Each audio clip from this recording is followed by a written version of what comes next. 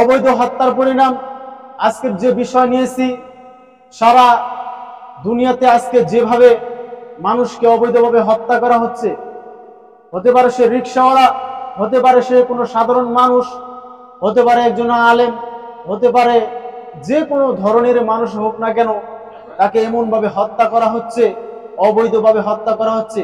আর এই অবৈধ হত্যার ব্যাপারে মহান আল্লাহ তাআলা কি বলেছেন, যা আমাদেরকে জানা খুবই প্রয়োজন।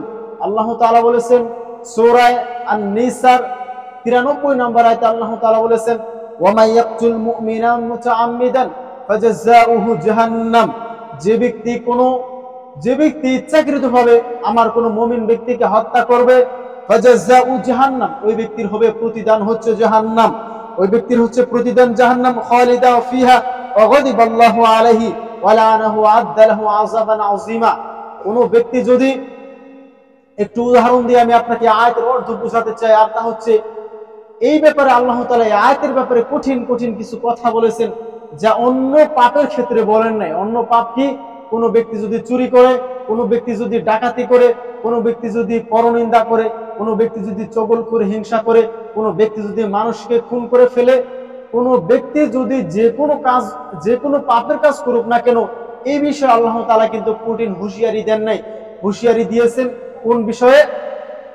আল্লাহ তাআলা কোন বিষয়ে হুঁশিয়ারি দিয়েছেন? আল্লাহ তাআলা কোন বিষয়ে হুঁশিয়ারি দিয়েছেন? আল্লাহ তাআলা বলেছেন যে, আল্লাহ তাআলা এমন বিষয়ে হুঁশিয়ারি দিয়েছেন, আল্লাহ তাআলা বলেছেন যে ব্যক্তি আমার কোনো মুমিন ব্যক্তিকে হত্যা করবে, আমরা এমন অক্ষম যে আমরা কোন ব্যক্তি ভালো, কোন ব্যক্তি মন্দ, কোন ব্যক্তি মুমিন, কোন ব্যক্তি মুমিন নয়, কোন ব্যক্তি নন মুমিন, এদেরকে আমরা চিনতে অক্ষম।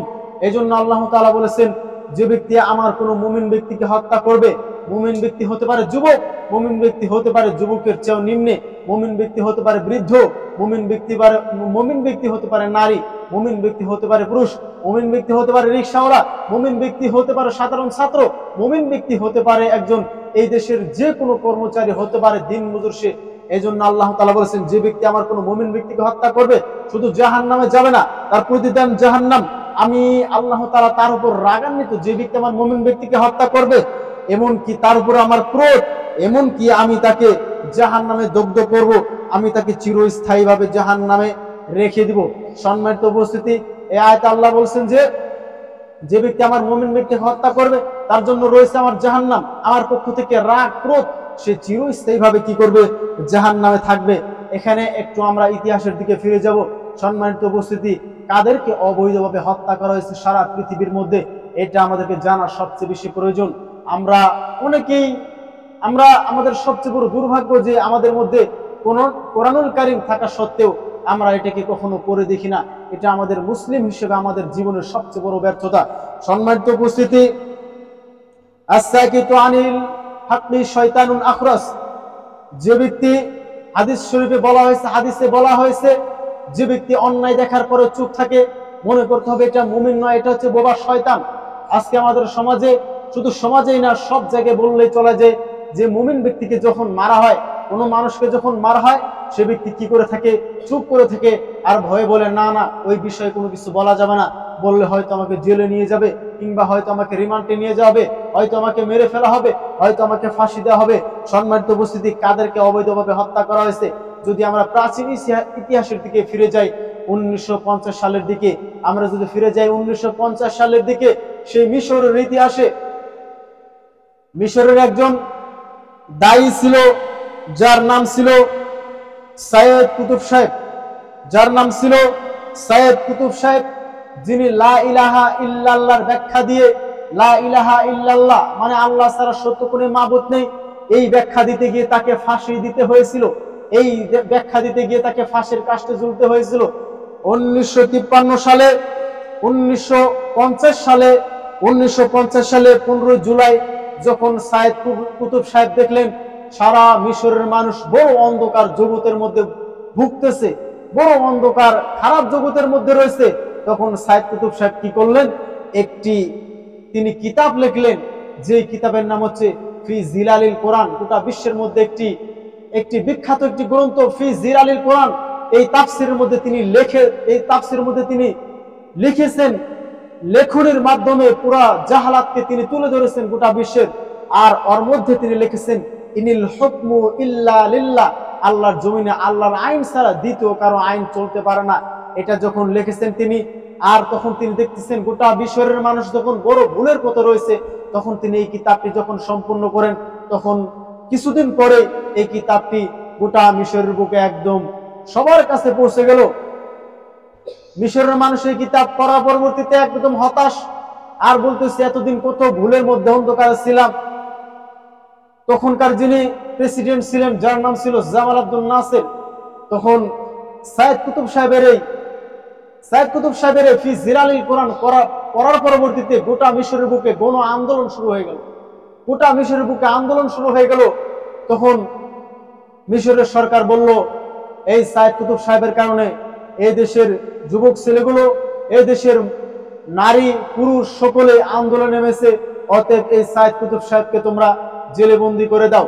জেলে বন্দি করে দেওয়ার পরবর্তীতে কিছুক্ষণ পরে আগের চেয়ে আরো মিশরের অবস্থা খারাপ হয়ে গেল। মিশরের অবস্থা আগের চেয়ে আরো ভাঙচুর হয়ে যাচ্ছে, আগের চেয়ে অবস্থা মর্মান্তিক হচ্ছে, ভয়াবহ হচ্ছে। তখন কিছুদিন পরে তাকে জেলে রাখার পরবর্তীতে তাকে ধারাবাহিকতা ভাবে একটি নয়, দুইটি নয়, তিনটি নয়, 10টি নয়, তাকে এক এক করে 13টি বছর ওই কোরআনের দায়ী ফি জিলালিল কোরআনের লেখক সাইদ কুতুব সাহেবকে তাকে 13টি বছর জেলে থাকতে হলো। 13টি বছর জেলে থাকার পরবর্তীতে ইরাকের যে প্রেসিডেন্ট ছিল, যার নাম ছিল আব্দুস সালাম আরিফি, এই আব্দুস সালাম আরিফির নেতৃত্বে সাইদ কুতুব সাহেবকে আবারও মুক্তি দান করা হয় 1 বছরের জন্য। তখনও তিনি সরকারের আয়ত্তে ছিলেন, কিন্তু তাকে আবারও মিথ্যা মামলা দিয়ে আবারও জামাল আব্দুল নাসের সরকার তাকে আবারও জেলে দেওয়া হয়। আর তাকে বলা হলো, আপনি যদি ক্ষমা চান এবং এই পথ থেকে যদি ফিরে আসেন, তাহলে অবশ্যই আপনাকে ক্ষমা করা হবে, আপনাকে মাফ করে দেওয়া হবে। তখন সাইদ কুতুব সাহেব বলছেন, আমি তো মাজলুম, আর মাজলুম ব্যক্তি কখনো জালেমের কাছে ক্ষমা চাইতে পারে না, অতএব আমি তোমাদের কাছে কেন ক্ষমা চাবো? আমি তো ক্ষমা চাবো আল্লাহ তাআলার কাছে। আমি এমন ভাবে আল্লাহ তাআলার কাছে দাঁড়াতে চাই যাতে তিনি আমার প্রতি আর আমি তার প্রতি সন্তুষ্ট। এই কথা বলার পরবর্তীতে সাইদ কুতুব সাহেবের কিছুদিন পরে রায় এসে গেল, ফাঁসিতে তাকে ঝুলানো হবে, তাকে ফাঁসি দেওয়া হবে। তখন কিছুদিন পরে যখন জেলকোটের নিয়ম অনুযায়ী যে একজন ইমাম সাহেব রয়েছে, এই ইমাম সাহেব বললেন যে সাইদ কুতুব সাহেব, আপনাকে তো আর কিছুক্ষণ পরে মেরে ফেলা হবে, আপনাকে তো আর কিছুক্ষণ পরে ফাঁসিতে ঝুলানো হবে, অতএব আপনি কালেমা পড়ুন, লা ইলাহা ইল্লাল্লাহ মুহাম্মাদুর রাসূলুল্লাহ, আপনি এই কালেমা পড়ুন আমার সাথে। তখন সাইদ কুতুব সাহেব বললেন, তুমি কে? তোমাকে কে পাঠিয়েছে আমার কাছে কালেমা পড়ার জন্য? তখন জেলকোটের ইমাম বলল যে আমাকে উপর থেকে পাঠানো হয়েছে।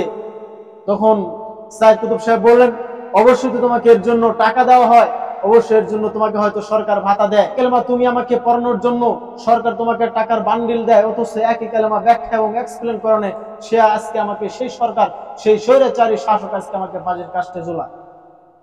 সাইদ কুতুব সাহেবকে কিছুক্ষণ পরবর্তীতে ফাঁসি দেওয়া হলো। গোটা মিশর একদম স্তব্ধ হয়ে গেল।